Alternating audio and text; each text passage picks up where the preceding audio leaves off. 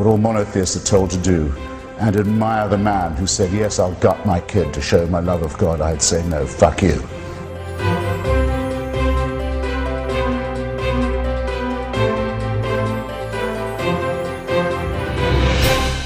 Who can create us sick, as apparently we are, and then order us on pain of eternal torture to be well again.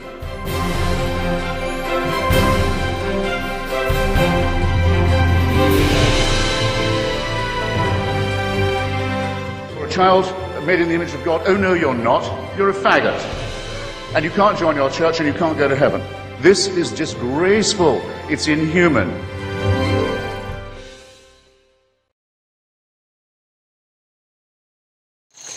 Geert Wilder having to go to court being accused of hate speech, as if talking or expressing your opinion is a crime.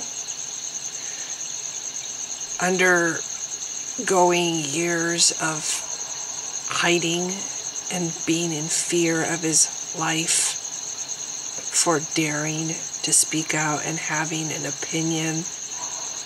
This is reality for people who dare to criticize Islam or speak out against Islam. Apparently it's actually against the law.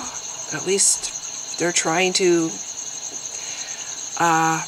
convict Geert Wilder for simply having an opinion. I'm having a hard time with that. How can having an opinion and speaking out against something you don't agree with be a crime? But bottom line, from what I've observed, you have to have a lot of courage to dare speak out against Islam. Tom, so good to be on your show again, my friend. It's great to have you here, and if I am not mistaken, that room you are sitting in, I interviewed you back in 2009 on Inauguration Day. It was January 20th, 2009. I left, Geert, I left your office and went down into The Hague, and in every one of those beautiful restaurants, the 20 and 30-year-olds were cheering the inauguration of President Obama. Now, 6 or 7 years removed from that, what do you have to say to the 20 and 30-year-olds who were so caught up in the possibility of world peace and all of that? What are your thoughts along those lines?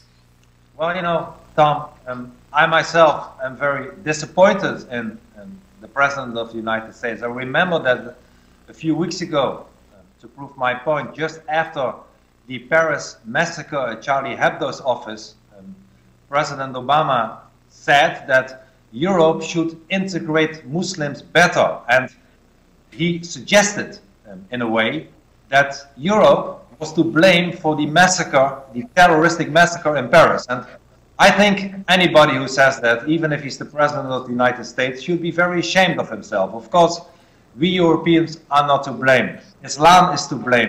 The terrorists are to blame. And even to suggest that it's because we wouldn't want Muslims to immigrate is totally ridiculous that your president even suggested that. We even have, as you know, to give you one example, the President Erdogan says that it's a crime for Turkish Islamic people to integrate in Europe. It's a crime against humanity, according to him. So please let us see it what it is. President Obama is wrong, was wrong, and probably will ever always be wrong, and we have to face the truth that Islam is to blame and really nothing else. Yeah, and we have on this side of the ocean, we have a very interesting debate going on right along those lines. And those of us who have been fighting Islamic Jihad, who have analytically and morally made a distinction, I want you to comment on this in a second, between the system of Islam and a human being called a Muslim. We have navigated that academically, intellectually. We're starting to see here even people center-left. In fact, I had just the other day a very substantial businessman having breakfast with him, and he apologized to me. He said, Tom, I love your work and all of that, but when we first met, I thought you were way off on this Islam thing. I want to apologize to you. You hit the nail on the head. Even center-left people here in the United States are starting to see that there's something inherently wrong with the system of Islam. Help us here in the West, in the United States in particular, navigate that tricky moral track between critiquing a political system but still having respect for the individuals who happen to be Muslims. Of course, you are so right, Tom. That's very true. I even said in the Dutch Parliament, when we, with the Dutch Prime Minister, debated the terroristic threat of Europe and the Netherlands very short while ago, that of course, where there are moderate Muslims, there is no moderate Islam, and where at the same time, not all Muslims are terrorists. Unfortunately, almost all terrorists are Muslims today. And of course, we should make a distinction between the ideology and the people. The majority of the Muslims are no terrorists, are no crazy people. A lot of them are like you and me and want the best for their family and their children and their country. But unfortunately, there is only one Islam, and that's the Islam that has been written down in the Quran, the Sharia law, the Hadith, the life of Muhammad, the worst example a Muslim could ever have. And we should make that distinction.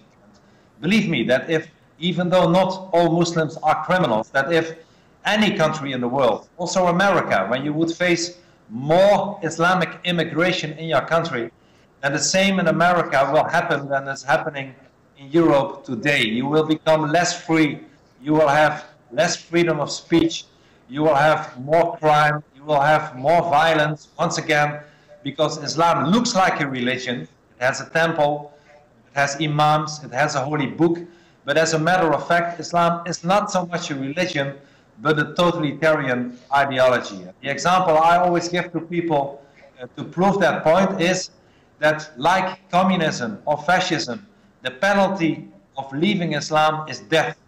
It wants to rule not only a country's totally atmosphere, it wants to rule all people's life, and you are not free to leave it. And this is the difference between Judaism, Christianity, or anything else. So we should see Islam for what it is. It's not a religion, it's more an ideology.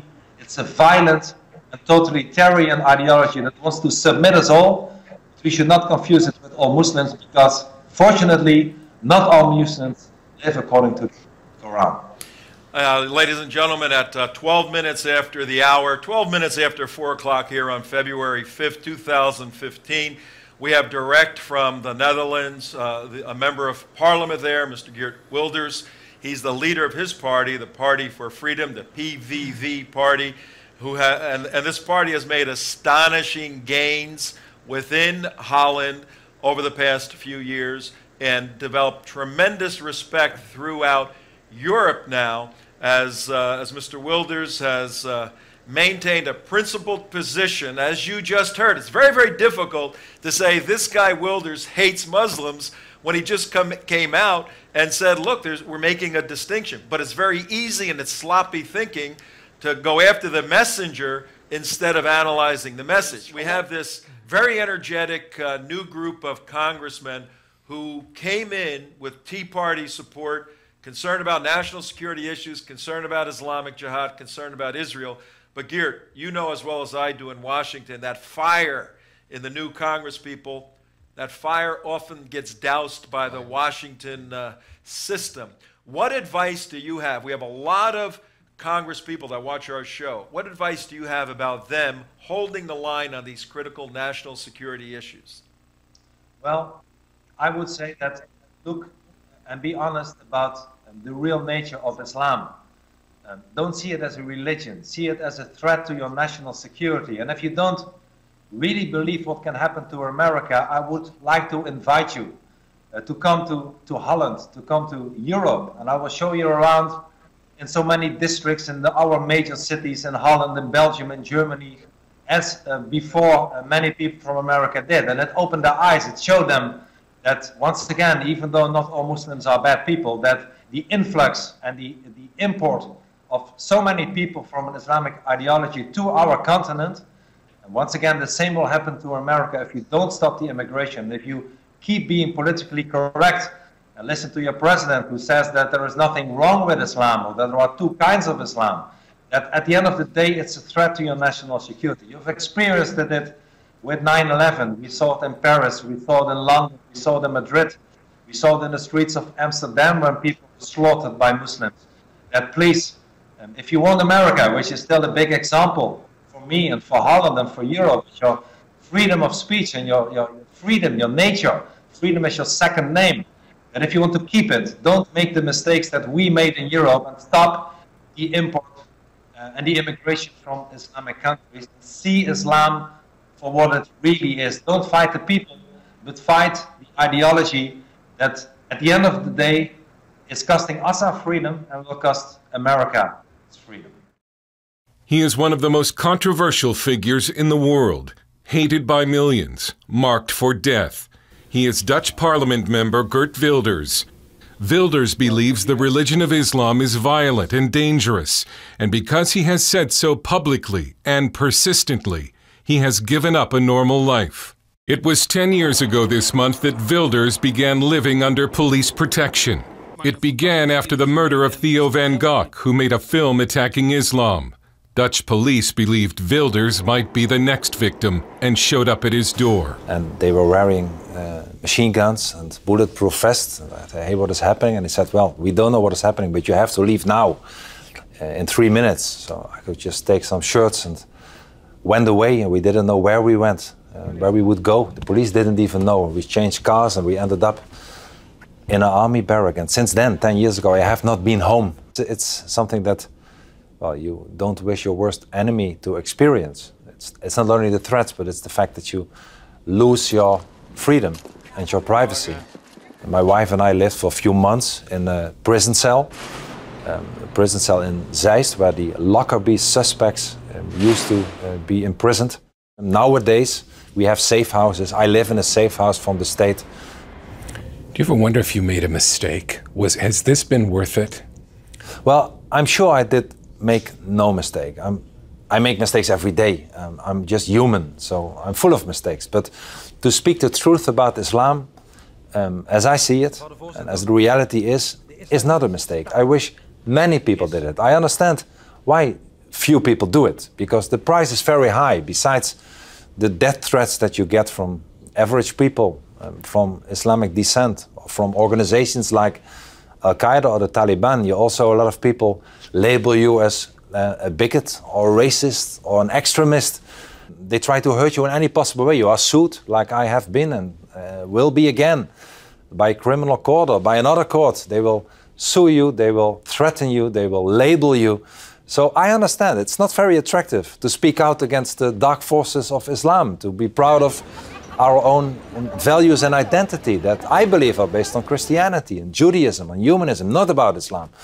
And you pay a very high price. So I understand that people don't do it, but people should do it. And what is happening with the Islamic State nowadays in the last few months has opened the eyes of so many people. So I hope it will change. You can't think of doing anything else. You never wished you had done something else to have a normal life.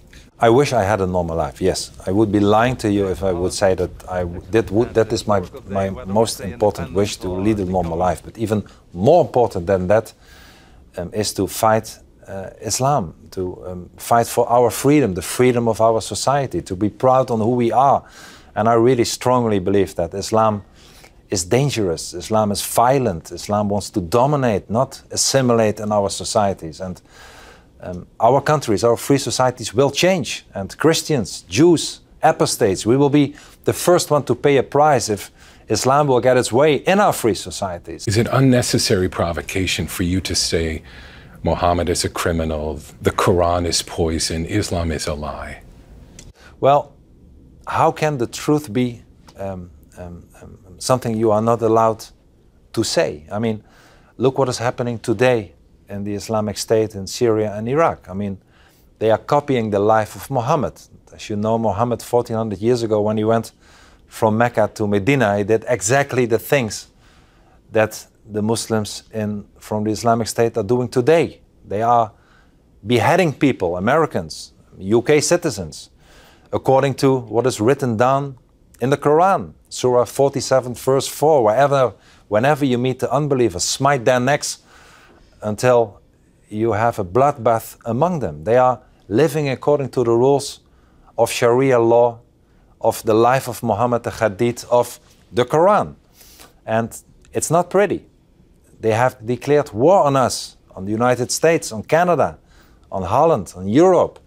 And we should see it as a war. How unfortunate it is, they declared war on us. So to speak the truth is something as a duty for me to do and show people what the real face of Islam is. And let me tell you that all those political leaders around the world, my own Prime Minister, Mr. Rutte, the Prime Minister of the United Kingdom, Mr. Cameron, but also your own President, I have to say, Mr. Obama, is really fooling the people by saying, after every atrocity, after every beheading, that it has nothing to do with Islam. It is Islam. It's the core business of Islam.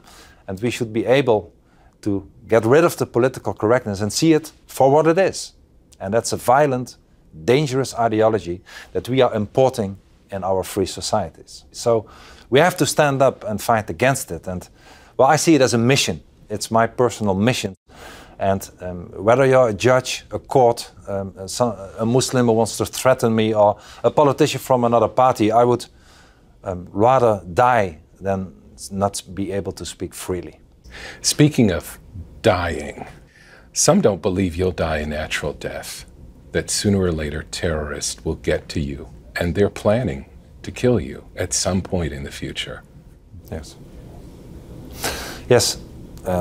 You know, it's better not to think about that every day, about the threats and what could happen to me or my family. It would be impossible to live by. So I don't, but you are right. It can happen. It can happen. Are you willing to spend the rest of your life in police protection? If it has to be like that, then I will have no choice. It's better to have police protection than to be dead.